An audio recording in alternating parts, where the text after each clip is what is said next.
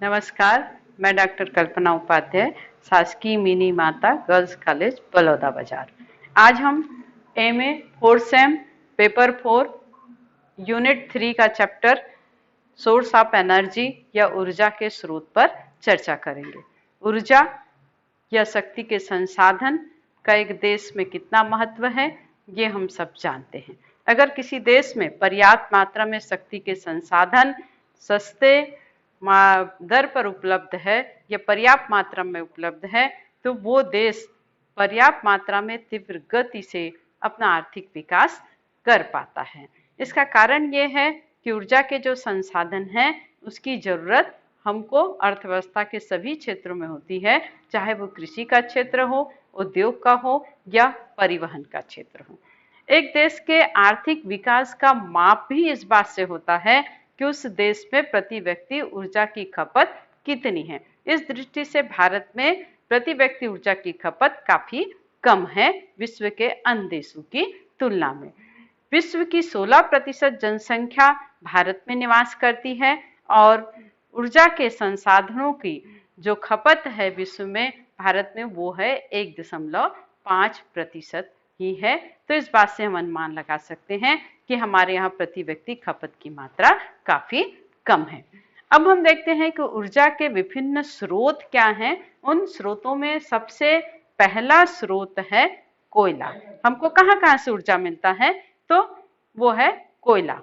कोयला ये बहुत पुराना और परंपरागत साधन है। परंपरागत साधन होने का कारण ये है कि प्राचीन काल से हम कोयले के माध्यम से ही आर्थिक विकास की प्रक्रिया को आगे बढ़ाते थे और इसीलिए कोयला को ईंधन का सम्राट भी माना जाता है। तो जहां तक औद्योगिक क्रांति की बात है, तो औद्योगिक क्रांति में शक्ति देने का कार्य कोयला ने किया था और कोयले के इसी महत्व के कारण आज हम कोयला को काला सोना या काला डायमंड के नाम से भी जानते हैं। इसका कारण ये है कि आज भी कोयले का महत्व कम नहीं है, क्योंकि देश की 67% शक्ति के संसाधनों में कोयले का उपयोग किया जाता है। कोयले का महत्व भी हम इस बात से लगा सकते हैं कि कोयले का प्रचुर भंडार भारत के अंतर्गत विद्यमान है और ये हम इस आंकड़े से देख सकते हैं कि भारत में कुल 253.3 मिलियन टन कोयले का भंडार देश के अंदर विद्यमान है। एक अनुमान के अनुसार अगर इसी दर से कोयले का उपयोग होता रहे तो 600 साल तक कोयले का उपयोग हम आसानी के साथ कर सकते हैं। दूसरी बात, ये अपेक्षाकृत सस्ता साधन है। अगर हम पेट्रोल या विद्युत के साथ तुलना करें तो इन दोनों शक्तियों की तुलना में कोयला की जो लागत है वो हमारे लिए सस्ता पड़ता है। तीसरी बात, खनिज तेल की जो कीमत है उसमें निरंतर वृद्धि की वजह से हम सब्स्टिट्यूट रूप में कोयले का उपयोग कर सकते हैं। तो इन सब बातों से कोयले का महत्व हमारी अर्थव्यवस्था में हमको देखने को मिलता है। अब हम देखते हैं कि हमारे देश में कोयले का उत्पादन कहाँ कहाँ होता है। तो हम कोयला उत्पादक क्षेत्रों को दो भागों में बांट सकते हैं। एक तो पहला जिसको हम कहते हैं गोंडवाना क्षेत्र। गोंडवाना क्षेत्र में आता है बिहार, झारखंड, पश्चिम बंगाल, उड़ीसा, आंध्र प्रदेश, मध्य प्रदेश, जहां पर देश के कुल उत्पादन का 90% जो कोयला है वो यहाँ से प्राप्त होता है। दूसरा क्षेत्र है जिसको हम टर्सरी क्षेत्र कहते हैं। यहाँ पे आता है आसाम, तमिलनाडु, कच्छ, राजस्थान और बीकानेर की जो खानें हैं ये इसके अंतर्गत आती हैं। 1972-73 में 24 कोकिंग कोयला जो खानें थी इसका राष्ट्रीयकरण किया गया था। इसके साथ साथ 1977 में 644 गैर कोकिंग जो खान है इसका राष्ट्रीयकरण किया गया था। जहां तक उत्पादन की बात है तो हम देखते हैं कि 2016-17 में कोयले का जो उत्पादन था वो 554.14 मिलियन टन था और जो बढ़कर 2017-18 में 567.36 मिलियन टन हो गया। अर्थात हम कहें कि उत्पादन में 2.4% की वृद्धि हमको देखने को मिल रही है।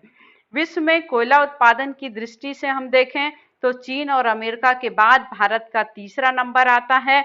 अगर हम उपभोग की दृष्टि से भी देखें कोयले को, तो हम देखते हैं हमारे यहाँ कुल कोयला उत्पादन का 70% भाग विद्युत के उत्पादन पर खर्च होता है और 67% भाग व्यावसायिक पूर्ति में लगाया जाता है। दूसरा संसाधन है विद्युत या इलेक्ट्रिसिटी। विद्युत या इलेक्ट्रिसिटी का हमारे जीवन में कितना महत्व है ये हम जानते हैं। ये ऊर्जा का सर्वाधिक गतिशील साधन होता है और आर्थिक विकास का एक महत्वपूर्ण घटक भी है। चाहे वो कृषि हो, उद्योग हो या शहरी या ग्रामीण विकास की बात हो, ऊर्जा के इस संसाधनों का सर्वाधिक उपयोग हमको देखने को मिलता है। ये मानव सभ्यता का, इसको हम अभिन्न अंग भी कह सकते हैं कि ये इसका संबंध मनुष्य के जीवन स्तर में वृद्धि के साथ भी है। तो इसका महत्व क्या है, आइए हम देख लेते हैं। सबसे पहली बात यह है कि सस्ता साधन है ना। जल विद्युत अगर हम बनाते हैं तो बहुत कम खर्च में विद्युत का उत्पादन किया जा सकता है और इसलिए ये सस्ता है। दूसरी बात, असीमित मात्रा, मतलब जल से हम जब बनाते हैं तो जल की मात्रा हमारे पास असीमित रूप से वर्षा के माध्यम से प्राप्त हो जाता है और जिसके माध्यम से हम बड़े पैमाने पर विद्युत का उत्पादन सस्ते दर से कर सकते हैं। तीसरी बात, ये बहुउद्देशीय है। इसको बनाने के लिए जो बांध बनाए जाते हैं वो बांध न केवल विद्युत उत्पादन में प्रयोग होते हैं बल्कि ये सिंचाई के साधनों के रूप में, इंटरनल आवागमन के साधन के रूप में, मछली पालन के रूप में इसका उपयोग किया जाता है। तो इसका बहुउद्देशीय उपयोग है। तीसरी बात, देश में विद्युतीकरण या लाइट की जो व्यवस्था है पूरे देश में, जैसे जैसे उत्पादन बढ़ते जा रहा है हम देख रहे हैं कि न केवल शहर बल्कि गांव में भी विद्युत शक्ति का प्रसार हमको देखने को मिल रहा है। ये हानिकारक नहीं है, इसको जलाने से किसी तरह का कोई धुआं नहीं है या व्यक्ति के स्वास्थ्य पर इसका कोई बुरा असर नहीं पड़ता है, इसलिए एक महत्वपूर्ण साधन है। तीसरी बात, ये जीवन स्तर में वृद्धि के लिए भी काफ़ी महत्वपूर्ण है। तब लोगों के लिविंग अप स्टैंडर्ड, आज हम जिन संसाधनों का उपयोग अपने घर के अंदर करते हैं, चाहे फ्रिज हो, कूलर हो या लाइट हो, पंखा हो, एसी हो, तो ये सब विद्युत शक्ति से ही चलते हैं। अगर विद्युत शक्ति ना रहे तो हम देखेंगे कि हमारा जीवन स्तर पहले के समान ही हो जाएगा। इसके साथ कृषि और उद्योग में भी विद्युत का भी काफ़ी उपयोग हमको देखने को मिलता है। तो इसके महत्व को हम नकार नहीं सकते, ये हमारे जीवन में इसका काफ़ी ज़्यादा महत्व है। उत्पादन, अगर हम देखते हैं कि हम विद्युत का उत्पादन किस तरह से कर सकते हैं, तो इसके उत्पादन के 3 तरीके हैं। तो सबसे पहला तरीका है जल विद्युत के द्वारा, जिसमें पानी को इकट्ठा कर या बांध के माध्यम से पानी को इकट्ठा किया जाता है और इसको ऊंचाई से गिराकर जनरेटरों के माध्यम से विद्युत पैदा की जाती है। संभावित जो क्षमता है जल विद्युत की 412 लाख किलोवाट है। देश के अंदर 70 लाख जल का उपयोग इसके लिए किया जाता है और कुल जल विद्युत उत्पादन जो है वो 40% योगदान हम कहें कि जल विद्युत का है। दूसरा तरीका है ताप विद्युत। ताप विद्युत कोयले और पेट्रोलियम से बनाया जाता है। चूँकि पेट्रोलियम का उत्पादन देश के अंदर नहीं होता और इससे उत्पादन करना काफ़ी महंगा पड़ता है देश को, इसीलिए हमारे यहाँ कोयले के माध्यम से ही विद्युत पैदा किया जाता है। तीसरा है परमाणु विद्युत। परमाणु विद्युत ये यूरेनियम और थोरियम जैसे खनिज के माध्यम से इसका उत्पादन होता है और इस खनिज की जो मात्रा है वो देश के अंदर बहुत ज़्यादा नहीं है, इसलिए सीमित मात्रा में इसके द्वारा उत्पादन किया जाता है। तो ये 3 तरीका है जिसके माध्यम से विद्युत का उत्पादन होता है। अगर हम देखें कि विद्युत उत्पादन देश के अंदर कितना है, तो हम देखते हैं वर्ष 2019-20 में विद्युत का जो उत्पादन है ताप विद्युत है 1091.55 BU है, जल विद्युत है 130.400 BU है और न्यूक्लियर शक्ति से 38.500 BU है। इस तरह से टोटल 19-20 में विद्युत उत्पादन 1265.400 BU है, जिसमें से 5.00 BU हम भूटान के साथ आयात करते हैं। अगर खपत की दृष्टि से हम देखें तो हम देखते हैं 200 किलोवाट प्रति घंटा खपत हमको देखने को मिलता है देश के अंदर। और हम ये देखें कि विद्युत का सबसे ज़्यादा उपयोग 62.6। अब हम तीसरा स्रोत देखेंगे शक्ति के संसाधन का, वो है खनिज तेल या पेट्रोलियम। खनिज तेल और पेट्रोलियम का देश में या हमारे लिए काफ़ी महत्वपूर्ण स्थान है। ये बहुत उपयोगी संसाधन है कि देश के लिए, देश के चाहे औद्योगिक विकास की बात हो, प्रतिरक्षा हो या परिवहन के साधन के रूप में इस शक्ति के संसाधनों का सर्वाधिक उपयोग किया जाता है। अगर हम इसका महत्व देखें तो सबसे पहली बात यह है कि औद्योगिकरण के लिए जितने भी उद्योग देश के अंदर स्थापित होते हैं उसके लिए हम कहें कि पेट्रोलियम या डीजल की जरूरत होती है। ये संसाधन सुगमता के साथ एक स्थान से दूसरे स्थान लाने ले जाने में परिवहन के साधनों के रूप में भी इसका उपयोग किया जाता है। तीसरा, हर इंडस्ट्री में, उद्योगों में इसका उपयोग होता है, इसके बिना इंडस्ट्री और उद्योग नहीं चल पाते हैं। सुरक्षा की दृष्टि से भी हम देखें, जो भी हम परिवहन में सुरक्षा के लगाते हैं उसके लिए भी पेट्रोल और डीजल की ज़रूरत होती है। कृषि को भी इससे सुरक्षा मिलती है। कृषि में भी जो परिवहन के साधन है उसके लिए या वहाँ पे जितने भी कृषि यंत्र हैं उसको चलाने के लिए भी हमको पेट्रोल और डीजल की आवश्यकता होती है। इसी तरह से पेट्रोकेमिकल इंडस्ट्री में भी इसका उपयोग किया जाता है। अगर हम उत्पादन देखें तो हम देखते हैं कि देश में 10.36 लाख वर्ग किलोमीटर में हम कहें कि खनिज तेल के भंडार हैं। और ये हमको कहाँ कहाँ मिलते हैं, ये हम देखते हैं आसाम, गुजरात, नहरकटिया, खंभात, अंकलेश्वर, डिगबोई, सुरमा घाटी, कच्छ की खाड़ी, बॉम्बे हाईवे आदि में हमको पेट्रोल पाए जाते हैं।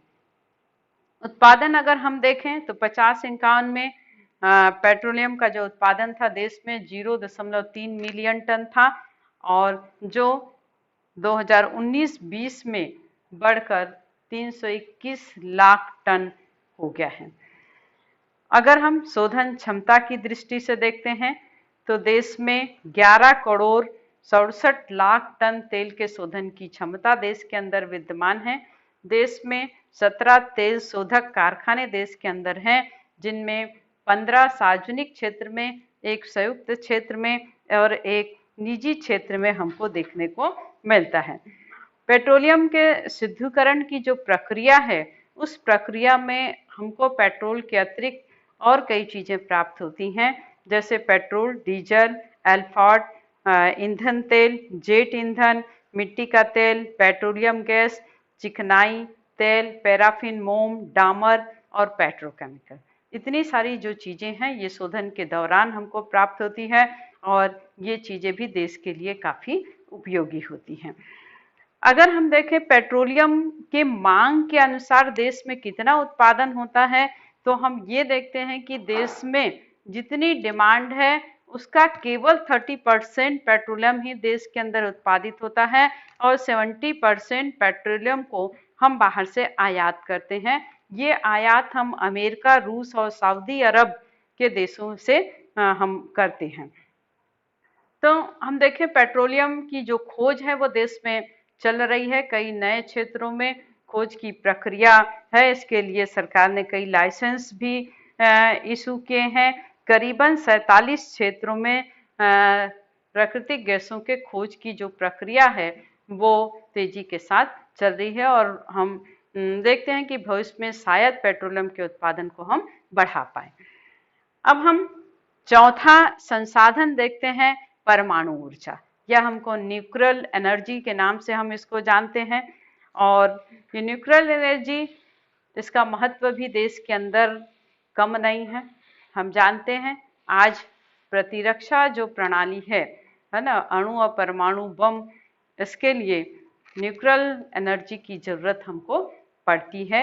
हम अपनी सुरक्षा के लिए हमको इस तरह की एनर्जी की जरूरत काफी है। इसके साथ साथ शांति काल में भी इसका उपयोग होता है, विद्युत उत्पादन में भी इसका उपयोग किया जाता है।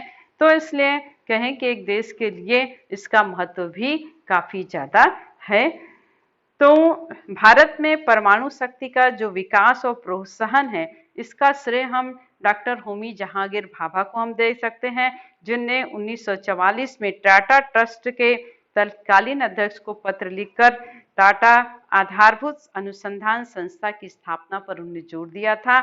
और 1945 से 48 के बीच में भारत में परमाणु ऊर्जा आयोग की स्थापना हुई थी।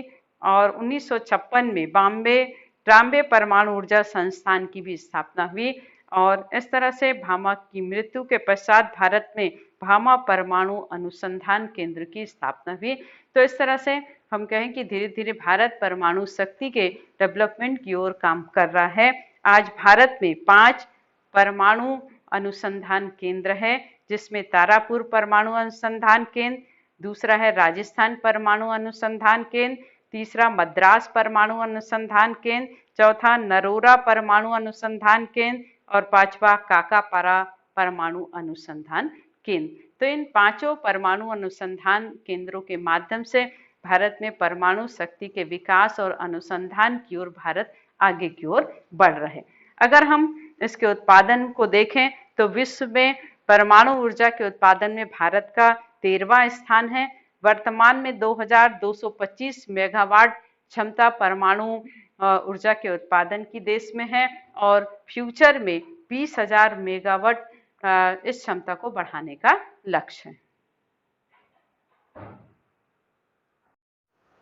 अब हम ऊर्जा के वैकल्पिक स्रोत या अल्टरनेटिव जो सोर्स है इसकी चर्चा करेंगे। अभी तक जो हमने देखा था वो ऊर्जा के परंपरागत साधन थे, जिसका उपयोग हम वर्षों से करते आ रहे हैं। लेकिन अगर फ्यूचर में ये संसाधन खत्म हो जाते हैं तो हमारे पास कोई वैकल्पिक संसाधन होना चाहिए, जिसके माध्यम से हम शक्ति के संसाधन को प्राप्त कर सकते हैं। तो उसमें हम देखते हैं कि इस वैकल्पिक स्रोत में सबसे महत्वपूर्ण स्रोत है सोलर एनर्जी या सौर ऊर्जा, जिसको हम कहते हैं। सौर ऊर्जा एक ऐसी ऊर्जा है जो समाप्त न होने वाली ऊर्जा है, क्योंकि अधिकांशतः हम देखते हैं कि हमारे यहाँ साल के 300 दिन हमको सूर्य का प्रकाश अवेलेबल होता है और इससे हम प्रति वर्ग किलोमीटर इलाके से 20 मेगावाट सोलर एनर्जी का उत्पादन हम कर सकते हैं। भारत में हम देखते हैं कि सबसे पहला विद्युत जो गृह है वो लद्दाख के छलेश्वर नामक स्थान पर स्थापित किया गया है। और इसके साथ साथ देश में अनुसंधान और विकास के आधार पर सोलर पैनलों का निर्माण बहुत तेजी के साथ किया जा रहा है। उसके साथ साथ इसका जो उपयोग है सोलर एनर्जी का, ये भी देश के अंदर बढ़ रहा है। इसके उपयोग में एक तो विद्युतीकरण के लिए इसका उपयोग होता है वन क्षेत्रों में, और इसके साथ साथ हम देखते हैं कि हॉस्पिटलों में, बड़े किचन में भी बिजली दी जा रही है इसके माध्यम से। भेल कंपनी का जो कैंटीन है हरिद्वार में, वहाँ पर कपड़ा धोने के लिए गर्म पानी के रूप में भी इसका उपयोग किया जाता है। गुजरात में अमूल दूध को सुखाने के लिए इसका उपयोग किया जाता है। पीने के पानी को साफ करने के लिए भी इसका उपयोग है। अहमदाबाद के मिलों में जो कपड़ा सुखाने के लिए भी सोलर एनर्जी का उपयोग किया जाता है। इसके साथ साथ बहुत सारे घरों में सोलर कुकर के रूप में खाना बनाने के लिए भी इस एनर्जी का उपयोग किया जाता है। तो इसका जो उत्पादन है ये बढ़ रहा है और इसके साथ साथ इसके यूजेस में भी तेजी के साथ वृद्धि हमको देखने को मिल रही है। अब दूसरा संसाधन है जिसको हम कहते हैं भूताप ऊर्जा।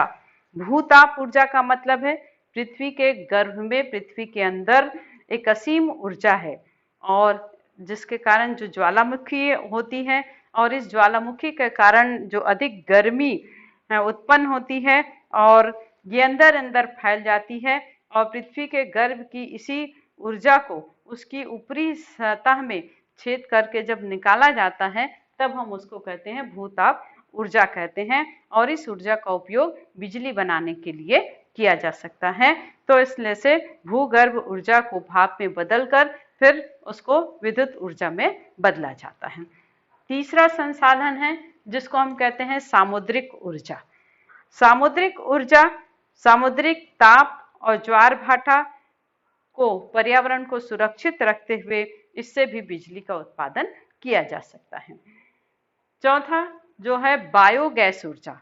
बायोगैस ऊर्जा, इसको हम बहुत अच्छी तरह से जानते हैं, इसको गोबर गैस प्लांट के नाम से भी हम जानते हैं और इसका उपयोग ग्रामीण क्षेत्रों में हम देखते हैं ईंधन या गैस के रूप में इसका उपयोग किया जाता है। तो ये हमारे लिए सबसे अच्छी बात यह है कि देश में 75 लाख पशुधन है जिसमें से लगभग 1200 टन अपशिष्ट पदार्थ उत्पन्न होता है और इससे हम बड़ी मात्रा में गोबर गैस का निर्माण कर सकते हैं। 2001 और 2 तक 35 लाख बायोगैस संयंत्र की स्थापना देश के अंदर की जा चुकी थी और हर साल 30 लाख जो ईंधन है लकड़ी के बराबर इस गैस का उपयोग देश के अंदर होता है। पांचवा है पवन ऊर्जा। पवन ऊर्जा मतलब वायु की शक्ति का उपयोग, हम उसकी एनर्जी का उपयोग कर सकते हैं।